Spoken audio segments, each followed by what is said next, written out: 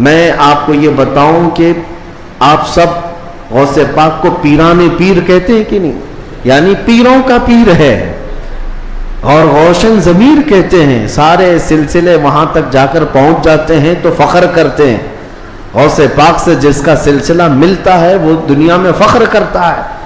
میں یہ کہتا ہوں کہ پیروں کا پیر پیدا ہوتے ہی روزہ رکھتا ہو، اور اگر کوئی ڈھکوسلا جھوٹا پیر یہ کہتا ہے کہ ہمارے اوپر شریعت نہیں ہے، تو بات یہ یاد رکھ لینا کہ اس کا غوثیت مآب سے کوئی تعلق ہی نہیں ہے۔ وہ شیطان کا مرید ہو سکتا ہے، رسول اللہ تک لے جانے والا راستہ ہرگز نہیں ہو سکتا۔ میرے آقا صلی اللہ علیہ وسلم تک لے جانے والا راستہ وہی ہے جو غوثیت مآب کے راستے سے ہو کر کے چلتا ہے۔ پیدائشی طور پر شریعت کی پاسداری کرنے والے شیخ عبد القادر جیلانی، میرے عزیزو، آپ کو یہاں غوث پاک کی کرامات سنتے سنتے ایک کسوٹی بھی حاصل کر لینا چاہیے کہ ہر پیر کو پرکھ کر کے دیکھو، شریعت کے سانچے میں اترتا ہے تو وہ مرشد ہے، اور شریعت سے ہٹ جاتا ہے تو پھر وہ شیطان کا پھندا ہے۔ اس بات کو ہمیشہ یاد رکھیں۔ اگر کوئی اپنے گھر میں بیٹھ کر کے کہتا ہے کہ ہمارے لیے نماز نہیں، ہم تصور کی نماز پڑھتے ہیں، ہم تصور کی نماز پڑھتے ہیں، اور ہماری نماز تو مکہ میں ہوتی ہے، مدینے میں ہوتی ہے، تو کھانا یوں کیوں کھاتے ہیں، یہاں کیوں کھاتے ہیں؟ مریدوں کے سامنے تو سب چیزیں چلتی ہیں، اور نماز مکے میں ہوتی ہے، مدینے میں ہوتی ہے، نماز چھوڑ کر بیٹھے ہیں۔ ایک بات یاد رکھ لیں کہ سارا طریقت کا سلسلہ صرف قوالی سننے کا نام نہیں ہے۔ ہاں، اشعار حضور پاک کی محبت میں اور اللہ کی محبت میں سننا یقیناً باعث ثواب ہے، ہم خود بھی سنتے ہیں، لیکن وہ پیر ہی کیسا جسے قرآن پڑھ سننے کے بعد کوئی وجد نہیں آتا، قرآن سننے کے بعد کوئی وجد نہیں آتا، حدیث رسول سننے کے بعد کوئی وجد نہیں آتا۔ وجد کہاں سے آئے گا سمجھ میں نہیں آتا، اور پھر ڈھول باجے پر تو پھر ہاتھ بھی ہلتے ہیں، پیر بھی ہلتے ہیں، اور پھر اگر کوئی یہ سمجھے کہ یہی مرشد ہے، پیر کامل ہے، تو دھوکے میں ہے، ایسا بندہ دھوکے میں ہے۔ وہ غوث پاک رضی اللہ تعالیٰ عنہ جن کی کرامات بیان کرنے کے ساتھ ساتھ ہم یہ بھی بیان کرتے ہیں کہ 40 سال آپ کے ایسے گزرے ہیں کہ صرف ایک انگور کے دانے سے آپ نے سحری کی ہے، اور ایک آدھا گلاس پانی پر آپ نے افطاری کیا ہے۔ اتنے سال تک روزہ رکھے ہیں، ان میں کئی سال ایسے آئے ہیں کہ پوری رات بھر شیخ عبد القادر جیلانی کھڑے ہو کر کے نماز پڑھتے رہے۔ ان اولیاء کے لیے جن کے مجمع میں 70,000 سے کم کا کبھی مجمع نہیں ہوتا تھا، نماز معاف نہیں ہوئی، روزہ معاف نہیں ہوا، تو آج کے جانور نما کسی ایسے ڈھکوسلے بابا کے لیے نماز کیسے معاف ہو سکتی ہے، یا روزہ کیسے معاف ہو سکتا ہے؟ اس بات کو ہمیشہ ذہن نشین کر لیں، شریعت میرے مصطفیٰ کی ہے، اور نبی پاک صلی اللہ علیہ وسلم کی شریعت سب سے اوپر ہے، اس کے بعد ہی کوئی مقام مل سکتا ہے۔ اسی لیے اعلیٰ حضرت کی بات سنو، فرماتے ہیں بخدا خدا کا یہی ہے در۔ اللہ تک اگر کوئی پہنچنے کی بات کرتا ہے نا، تو اسے جانچ کر کے دیکھ لو کہ حضور کے بارے میں کیا کہتا ہے۔ بخدا جس کا مطلب ہے قسم خدا کی، خدا کا یہی ہے در، یعنی رسول پاک کا جو دروازہ ہے یہی خدا کا دروازہ ہے۔ بخدا خدا کا یہی ہے در، نہیں اور کوئی مفر مقر۔ حضور کو چھوڑو گے تو نہ بھاگنے کی جگہ ہے نہ ٹھہرنے کی جگہ ہے، کہیں نہیں اور کوئی مفر مقر۔ اور پھر اعلیٰ حضرت فرماتے ہیں اگر کوئی خدا تک پہنچا بھی ہے تو سمجھ لو جو وہاں سے ہو یہی آ کے ہو، جو یہاں نہیں تو وہاں نہیں۔ اگر وہ رسول پاک صلی اللہ علیہ وسلم کی شریعت کبریٰ تک نہیں پہنچا تو پھر سمجھ لو کہ خدا تک پہنچ ہی نہیں سکتا۔ میرے عزیزو، غوث پاک رضی اللہ تعالیٰ عنہ کی پوری زندگی اگر میں آپ کو بتاؤں وہ عشق رسول کے سانچے میں ڈھلی ہوئی تھی۔ نبی پاک کی شریعت پر ایسا سختی سے عمل کرتے تھے کہ منبر پر کھڑے ہو کر کے آپ نے اعلان کیا میرا مرید اگر نماز نہیں پڑھتا تو اسے ہمارے قبرستان میں بھی دفن نہ کیا جائے۔ غوث پاک رضی اللہ تعالیٰ عنہ شریعت کے معاملے میں اس قدر سخت تھے۔ پھر میں پوچھنا چاہتا ہوں ان سے بڑا دنیا میں اور کون پیر آیا ہے؟ اگر کوئی اپنے مریدوں کو نماز معاف کرا دیتا ہو، روزے معاف کرا دیتا ہو تو یاد رکھ لینا وہ شیطان کا پھندا ہے جو تمہیں نبی کریم صلی اللہ علیہ وسلم کی شریعت سے دور لے کر جاتا ہے. سب سے پہلی چیز ہے میرے مصطفیٰ کی شریعت. حضور پاک کے طریقے پر اگر کوئی چلا ہے تو اسے ولایت بھی ملتی ہے. اللہ کا ولی حضور کی شریعت پر گامزن ہو کر کے ہی چلتا ہے. کچھ مجذوب اولیاء ایسے ہیں جن کی عقل فنا ہو جاتی ہے تب ان کے اوپر سے شریعت کا قلم اٹھا لیا جاتا ہے, وہ مستثنا ہیں, وہ الگ ہیں. لیکن جتنے اولیاء آئے سب کا رسول پاک صلی اللہ علیہ وسلم کے دربار میں ایسا وسیلہ ہے, ان کی ایسی پہنچ ہے کہ اس کے بعد ہی انہیں ولایت کی منزل ملتی ہے. میں ایک بات بتاتا ہوں آپ کو, غوث پاک رضی اللہ تعالیٰ عنہ کے مقام کے متعلق. محبوب الہی کا نام سنا ہوگا, دلی کے شہنشاہ. دو اولیاء کو محبوب کا نام دیا گیا ہے. محبوب, ایک غوث پاک کو محبوب سبحانی اور حضرت نظام الدین اولیاء کو محبوب الہی. محبوب اسے کہتے جس سے اللہ محبت کرتا ہو. سارے اللہ سے محبت کرتے ہیں اور کچھ وہ ہیں جن سے اللہ محبت کرتا ہے, وہ محبوب ہیں. محبوب الہی کا درجہ بڑا ہے. ان کے بڑے گہرے مرید ایسے فنافی شیخ امیر خسرو. امیر خسرو کا جب بھی نام آتا ہے تو ایک پیر اور مرید کے درمیان کا گہرا تعلق بتایا جا سکتا ہے. لوگوں کو پڑھنا چاہیے, کس کو مرشد سمجھا جائے طریقت کے راستے میں اور کون پیر ہوتا ہے. امیر خسرو کو پڑھیں تو سمجھ میں آ جائے گی بات. امیر خسرو ایک بار پانی پت گئے ہوئے تھے. پانی پت میں اس وقت بو علی شاہ قلندر رحمت اللہ تعالی علیہ موجود تھے. یہ محبوب الہی کے ہم زمانہ ہیں, اسی زمانے کے. ان کی کرامات کا حال بھی بہت بڑا تھا. امیر خسرو ان کی محفل میں بیٹھے. جمعرات کو ایک بار ان کے ہاں محفل ہوتی تھی بو علی شاہ قلندر کے ہاں. اور محفل میں ہوتا کیا تھا, جب ذکر کی محفل ہوتی اس کے بعد جتنے حاضرین ہوتے بو علی شاہ قلندر سب سے کہتے اپنی اپنی آنکھیں بند کر لو.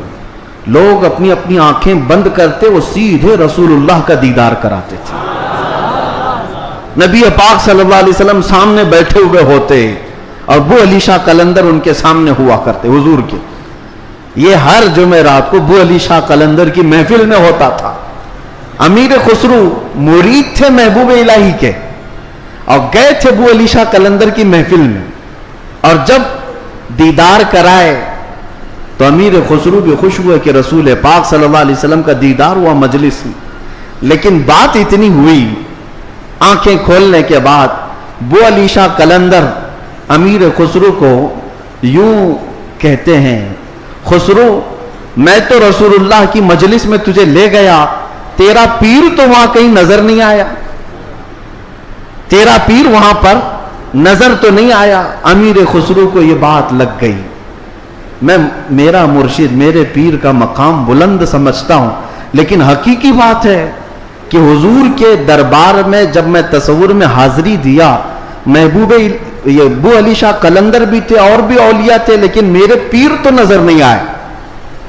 وہ غمگین حالت میں اپنے پیر کے پاس آئے, اپنے مرشد کے پاس. محبوب الہی سے کہتے ہیں آج میں محفل میں گیا اور انہوں نے فارسی ایک کلام لکھایا ہے, شب جائے کہ من بودم, بہت مشہور کلام ہے امیر خسرو کا. اس واقعے کے بعد انہوں نے لکھا تھا. پہلے پورا واقعہ کیا ہوا وہ میں بتاتا ہوں. محبوب الہی کے پاس روتے ہوئے کھڑے تھے. بو علی شاہ قلندر نے رسول اللہ کا دیدار کرایا, لیکن ساتھ میں انہوں نے مجھے تانا مارا کہ تمہارا پیر تو محفل میں نظر نہیں آیا. محبوب الہی نے کہا کہ پھر سے جاؤ محفل میں, پھر سے جاؤ محفل میں, بو علی شاہ قلندر کے دیدار ہو رہا ہے اور اچھی بات ہے. کہا آپ نہیں ہیں اس محفل میں کیسے جاؤں. محبوب الہی نے تھپک کر کہا خسرو بو علی شاہ قلندر سے مت پوچھنا, جب وہ دیدار کرائیں رسول اللہ کا تو خود رسول اللہ سے پوچھنا میرا پیر کہاں. اولیاء بہت سارے بیٹھے ہیں, محبوب الہی کہاں ہیں. تو میر خسرو گئے. اب کی بار جو محفل سجی اور جب آنکھ بند کرنے کا حکم ہوا अमीर खुसरू ने आंख बंद की, दीदार हुआ मेरे मुस्तफ़ा का। औलिया इकराम की मजलिस थी। खुसरू कहते हैं मैं आगे बढ़ा, नबी कौनैन सल्लल्लाहु ताला अलैहि वसल्लम के दरबार में दस्त बस्ता अर्ज किया, या रसूल अल्लाह, औलिया की महफिल है, यहाँ पर मेरे मुर्शिद निजामुद्दीन औलिया नजर नहीं आते। नबी पाक ने फरमाया एक मंजिल ऊपर चढ़ जा, एक मंजिल ऊपर चढ़ जा। अमीर खुसरू कहते हैं मैं एक मंजिल ऊपर गया तो देखा एक बहुत बड़ा दालान है, सहन है, वहां भी रसूलुल्लाह जलवा फरमा है, मसनद नशी है, वहां दीगर औलिया इकराम हैं और दीगर औलिया, लेकिन वहां भी मेरे मुर्शिद नजर नहीं आए। मैं फिर पूछा मेरे मुस्तफ़ा से, आका यहां पर भी नहीं है। हुजूर ने फरमाया एक और मंजिल चढ़ जा। खुसरू कहते हैं मैं तीसरी मंजिल पर आया, वहां भी हुजूर बैठे थे, लेकिन औलिया की महफिल में मेरे पीर नजर नहीं आए। फिर पूछा, हुजूर ने एक और मंजिल चढ़ाई, यहां तक के 7 मंजिलें चढ़ ली। अमीर खुसरू कहते हैं अब ऊपर जैसे जैसे जाता था मजमा कम होता जाता था, थोड़े थोड़े से रह जाते थे। 6ठी मंजिल पर आया, जब भी मैं अपने मुर्शिद को नहीं पाया, परेशान होकर पूछा तो कहा एक और मंजिल चढ़ जा। ऊपर गया तो वहां मुस्तफ़ा करीम सल्लल्लाहु अलैहि वसल्लम मसनद नशीन है, मसनद नशीन है, बस 3 लोग बैठे हुए हैं, दाएं एक बुजुर्ग है, बाएं एक बुजुर्ग है और बिल्कुल सामने महबूब इलाही बैठे हुए हैं। अमीर खुसरू कहते जैसे ही मुझे अपने पीर का चेहरा नजर आया मैंने आंखें खोल दी, रक्स कुना हो गए। जो फना फी शेख थे, फिर उन्होंने कलाम लिखा, शब जाए के मन बूदम, वो रात कैसी थी जिसमें मैं था और खुद रसूलुल्लाह मजलिस के मीर थे, मजलिस के शमा मेरे मुस्तफ़ा थे। गुनगुनाते हुए अपने मुर्शिद के पास आए। अब जो बात मुझे कहना था, जिसके लिए मैंने ये वाक़या छेड़ा, सुनिए आप। मैंने ये वाक़या महबूब इलाही का क्यों बताया। आए महबूब इलाही के पास, खुश थे, वजद कना थे। महबूब इलाही ने पूछा, खुसरू देखा है अपने मुर्शिद को? कहा हाँ, मेरा मकसद, मेरी मुराद पूरी हो गई। उसके बाद महबूब इलाही ने कहा, क्या किसी और को वहां नहीं देखा? अमीर खुसरू ने कहा, मेरी तवज्जो ही नहीं गई, मैंने मुर्शिद को देखा तो फिर ख्याल ना रहा। महबूब इलाही से पूछने लगे, हुजूर उस मंजिल में जो रसूलुल्लाह के दाएं और बाएं थे वो कौन थे? तब महबूब इलाही निजामुद्दीन औलिया ने कहा, उनके बाएं जानिब ख्वाजा गरीब नवाज थे और बाएं जानिब पीराने पीर गौसे आजम बगदादी मौजूद थे। सैयदना शेख अब्दुल कादिर जिलानी का वो मकाम है, कहां? रसूलुल्लाह के दरबार में, जहां औलिया इकराम की मंजिलें खत्म होती हैं, वहां गौसियत माप का मकाम है। मेरे आका सल्लल्लाहु अलैहि वसल्लम के दरबार का कुर्ब ही उन्हें गौसियत के मकाम पर ले गया है।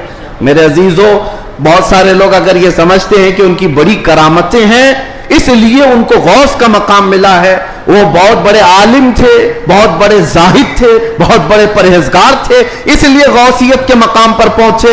मैं कहता हूं ये सारी जगह अपनी, ये सारे मकामात अपनी जगह पर गौसे पाक गौसियत के मकाम पर पहुंचे तो इश्क रसूल की बुनियाद पर पहुंचे, मेरे मुस्तफ़ा करीम सल्लल्लाहु अलैहि वसल्लम से बेपनाह मोहब्बत की बुनियाद पर पहुंचे।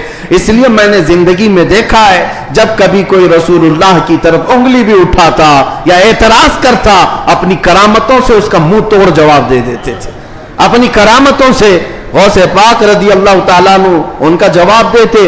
अगर किसी ने हुजूर पाक सल्लल्लाहु ताला अलैहि वसल्लम पर एतराज किया कि उन्होंने मुर्दों को जिंदा नहीं किया, तो गौसे पाक ने अपनी ठोकर से मुर्दा जिंदा करके दिखाया।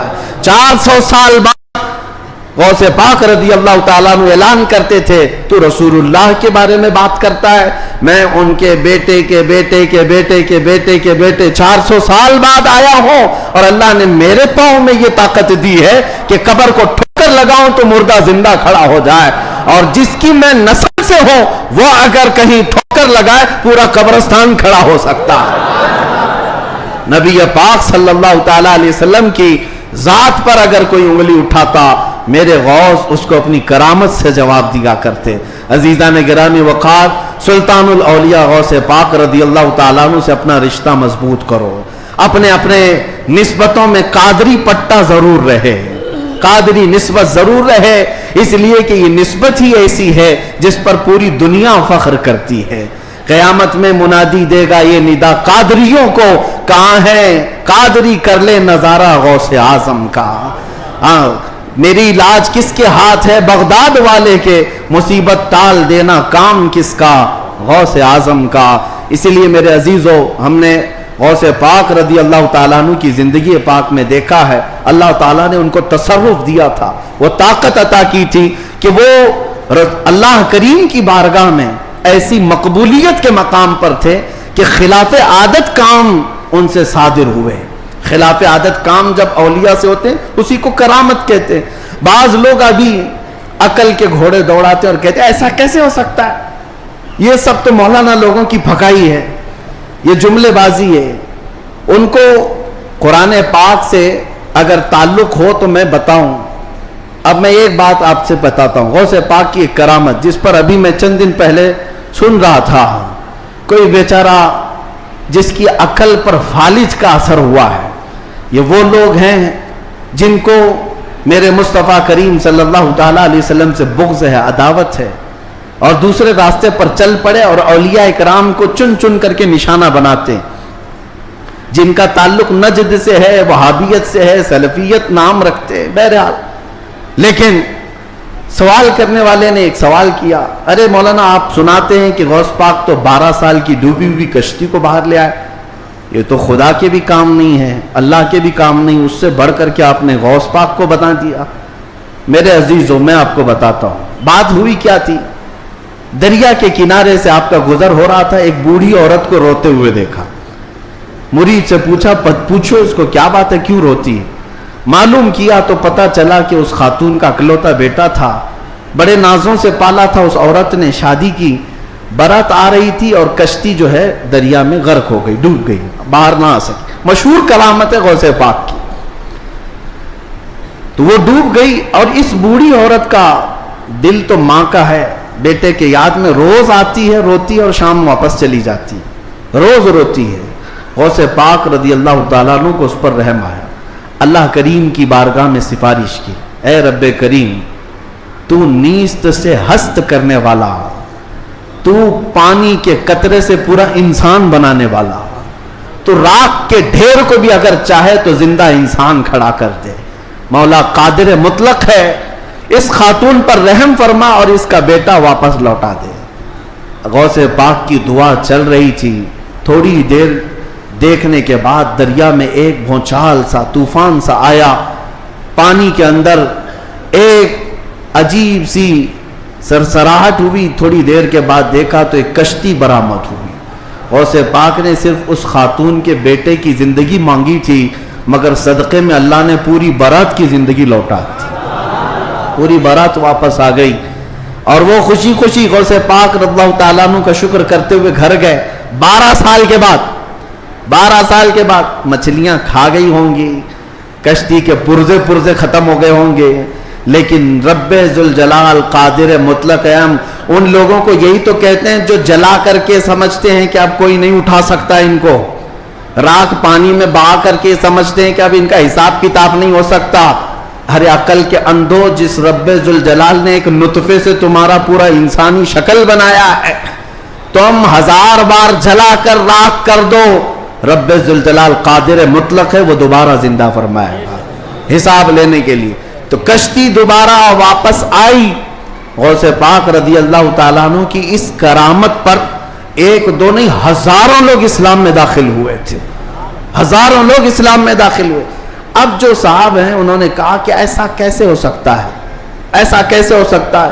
ہر جگہ اگر تم عقل کے گھوڑے دوڑاؤ گے تو یہی سوال کرو گے ایسا کیسے ہو سکتا ہے. اگر تمہاری عقل میں بات نہیں آتی تو سمجھ لو اسی کو کرامت کہتے ہیں، اسی کو کرامت کہتے ہیں. تم اور ہم بھی کر سکتے تھے تو پھر غوث کی کرامت کا مطلب ہی کیا ہے؟ تم بھی غوث ہوتے، ہم بھی غوث ہوتے. کرامت ہے جو عقل میں نہیں آئے گی. اور قرآن سے اگر دلیل مانگتے ہو، سنو، سلیمان علیہ السلام نے اپنے دربار میں ایک بار اعلان کیا تھا، کون ہے جو سبا بلقیس کا تخت یہاں پر لے آئے گا. سلیمان علیہ السلام فلسطین میں بیٹھے ہوئے ہیں اور سبا بلقیس کا تخت یمن میں ہے. یمن اور فلسطین میں 1000 کلومیٹر سے زیادہ کا فاصلہ ہے. ایک جن کھڑا ہوا, کہا اللہ کے نبی میں لے آتا ہوں. پوچھا کتنی دیر میں؟ کہا میں آپ کی مجلس ختم ہونے سے پہلے وہ لے کر آ جاؤں گا. جنات کی طاقت پر یقین رکھنے والے, جنات کو حاصل کرنے کے لیے عملیات کرنے والے, سنو قرآن کیا کہتا ہے. سلیمان علیہ السلام نے کہا بہت دیر ہو جائے گی, مجلس ختم ہونے تک تم لاؤ گے, مجلس ختم ہونے تک. پھر اللہ کے ایک ولی جو سلیمان علیہ السلام کے امتی تھے, آصف بن برخیہ, کھڑے ہوتے ہیں, کہتے ہیں اے اللہ کے نبی میں لے آؤں گا. پوچھا کتنی دیر میں؟ کہا آپ کی پلک جھپکنے سے پہلے لاؤں گا. آپ کی, یہ قرآن کے الفاظ ہیں, قرآن کے. قال الذي عنده علم من الكتاب انا آتيك به قبل ان يرتد اليك طرفك, اس سے پہلے کہ آپ کی آنکھ کی پلک جھپکے اے اللہ کے نبی میں وہ تخت لے آؤں گا. تخت کوئی 4 فٹ کا 5 فٹ کا نہیں, 80 گز لمبا ہے اور اتنا ہی چوڑا ہے, اتنا ہی وزنی ہے, اور 7 دروازوں کے اندر بند کر کے رکھا ہوا ہے. سونے چاندی جواہرات سے جڑا ہوا تخت ہے. اور ایک انسان کہتا ہے, انسان, جنات کی بات نہیں کر رہا, جنات کی بات آئے گی تو آپ سمجھیں گے ان کو بڑی طاقت ہوتی ہے. انسان کی بات کر رہا ہوں. انسان نے کہا سلیمان علیہ السلام کے امتی میں پلک جھپکنے سے پہلے لاؤں گا. یہ صرف اور صرف بات نہیں تھی, حضرت سلیمان علیہ السلام ابھی پلک کر ادھر دیکھ رہے تھے, وہ تخت حاضر کر چکے تھے, تخت حاضر کر چکے تھے. اب میں آپ کو یہ بتانا چاہتا ہوں, وہ سلیمان علیہ السلام خود اللہ کے نبی تھے, خود اللہ کے نبی. ارے وہ چاہتے تو خود ہی تخت کو طلب کر لیتے. اس قرآن کے واقعے کا مطلب مجھے یہ سمجھ میں آتا ہے, اللہ کے نبی نے دنیا کو یہ بتانا چاہا جو نبی کے قدموں میں بیٹھتا اس کی طاقت کا یہ ہے. نبی کی طاقت تو بہت دور, اور یہ بھی بنی اسرائیل کے نبی, بنی اسرائیل کے نبی سلیمان علیہ السلام, ان کے امتی کی طاقت کا حال یہ ہے, تو پھر سید الانبیاء محمد رسول اللہ اور ان کی امت کے عام اولیاء کی بات نہیں کر رہا ہوں. شیخ عبد القادر جیلانی جن کا ولی کی گردن پر ہے, وہ 12 سال کی کشتی واپس لے آئے تو تعجب کی بات نہیں, بلکہ ہم سمجھتے ہیں قرآن اس کرامت کو بالکل عینی طور پر بیان کر رہا ہے.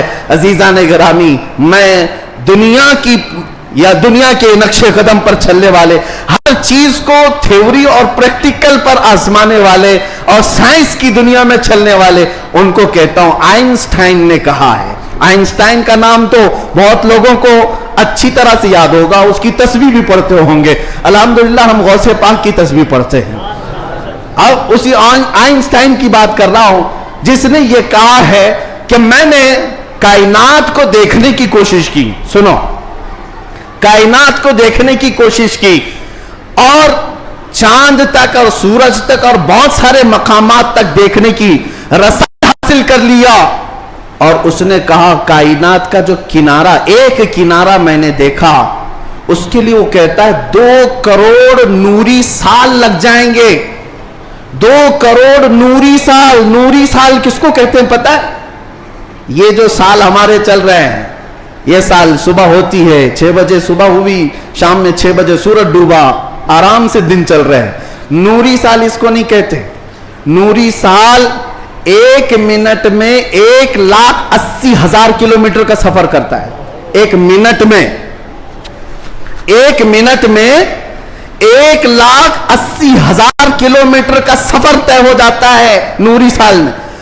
اس طرح 1 منٹ کی بات کر رہا ہوں, 1 منٹ کی, اس طرح کے 2 کروڑ سال لگ جائیں گے کائنات کو دیکھنے کے لیے. یہ کون کہہ رہا ہے؟ آئنسٹائن کہہ رہا ہے, جس کے پیچھے تم لوگ آگے پیچھے جس کو قبلہ بناتے ہو. سنو, 2 کروڑ نوری سال لگ جائیں گے کائنات کے کنارے دیکھنے کے لیے, کائنات کی ساری چیزیں دیکھنے کے لیے. اور آؤ شہنشاہ بغداد کے دربار میں, کہتے ہیں نظرت الی بلاد اللہ جان کا خردلۃ علی حکم اتصالی, میں اللہ کی پوری کائنات کو ایسے دیکھتا ہوں جیسے اپنے ہتھیلی میں رائی کے دانے کو دیکھتا. تمہارے سارے آلے, تمہارے سارے کمپیوٹر 2 کروڑ سال میں بھی وہاں نہیں پہنچ سکتے جہاں شہنشاہ بغداد کی ایک نگاہ پہنچتی ہے. हाँ, मेरे गौस ने फरमाया नजर तु इला बिलादिल्लाहि जमान का खरदलतिन अला हुक्म इत्तिसाली, मैं अल्लाह के पूरे शहरों को, कायनात को ऐसे देख रहा हूं जैसे अपने हथेली में राई के दाने को देख रहा हूं। अजीजान गिरामी वक़ार, अल्हम्दुलिल्लाह हमारे पास फख्र करने के लिए बहुत कुछ है, बहुत कुछ है। गौसियत मआब की निस्बत ने ही आला हजरत को मुजद्दिद बनाया है, आला हजरत को मुजद्दिद बनाया है। और इमाम अहले सुन्नत फाजिल बरेलवी इसी निस्बत पर फख्र करते हैं। देखा जाए तो इमाम अहले सुन्नत आला हजरत ने तकरीबन 1000 से ज्यादा किताबें लिख डाली हैं।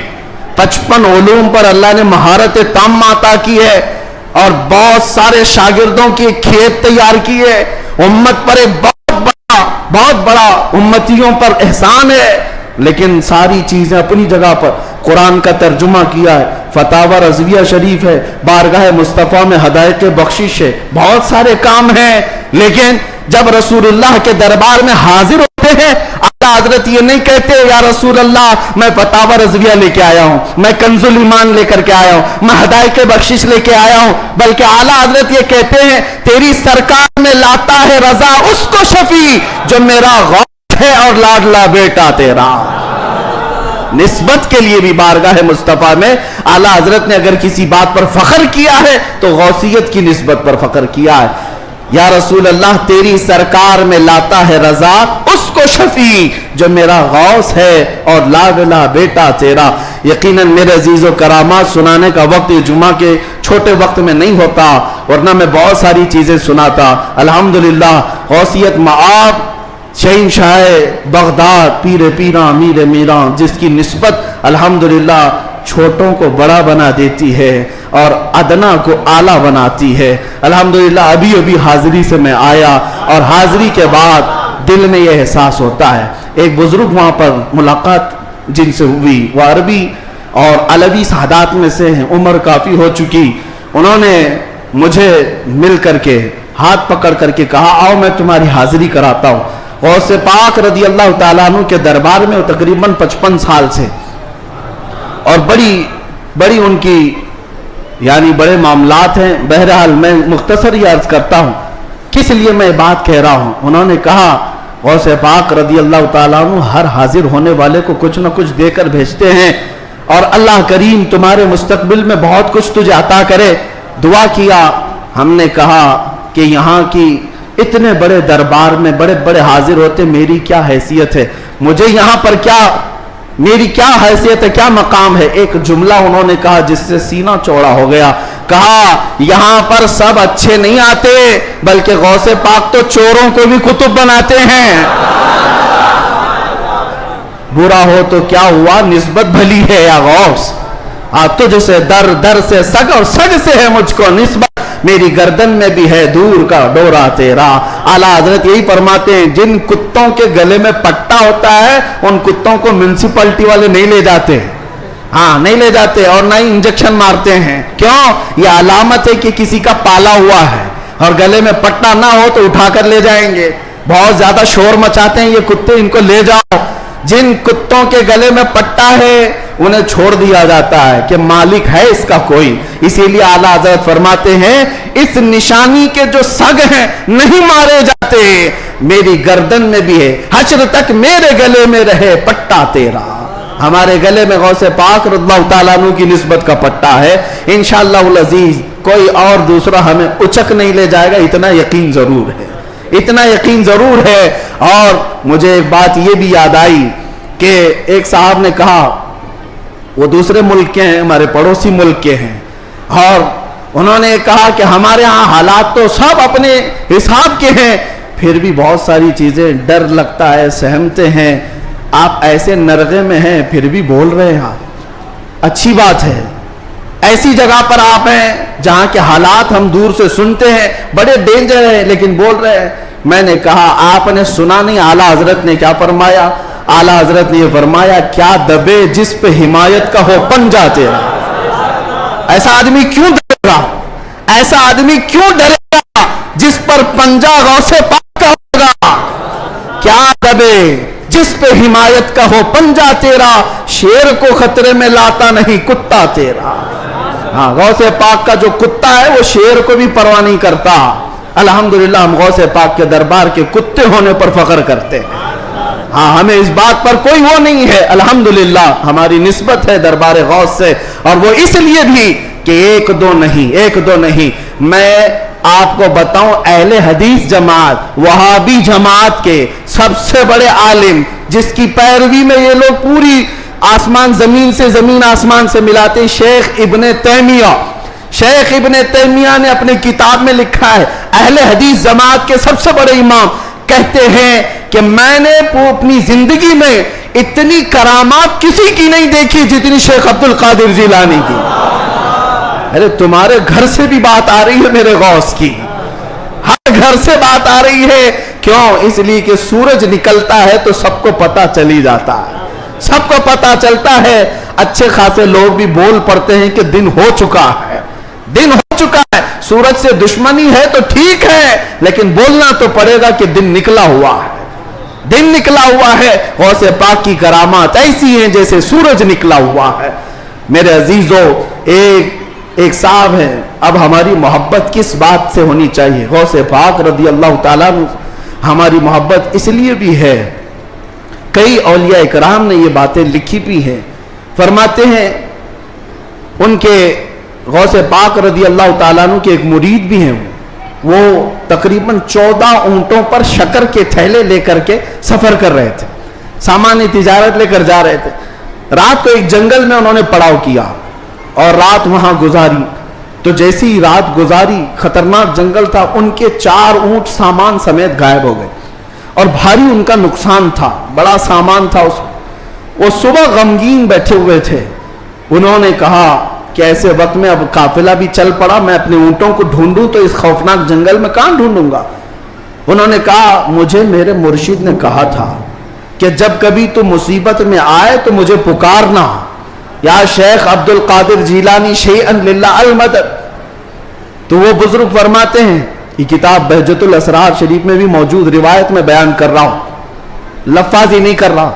کہتے میں وہیں سے پکارنا شروع کیا، یا شیخ عبد القادر جیلانی شیئا للہ المدد. میں ابھی پکار ہی رہا تھا، سامنے پہاڑ کی طرف ایک بزرگ مجھے نظر آئے سفید لباس میں. وہ مجھے اپنی طرف بلاتے رہے، ادھر آؤ ادھر آؤ. میں دوڑتا ہوا ان کے پاس گیا. جب ان کے قریب پہنچا تو وہاں دیکھا پہاڑ کے نیچے میرے 4 اونٹ چر رہے تھے. میں نے 4 اونٹوں کو اپنے ساتھ لے لیا اور پھر اس بزرگ سے ملنے کے لیے آیا تھا تو وہ تھے ہی نہیں.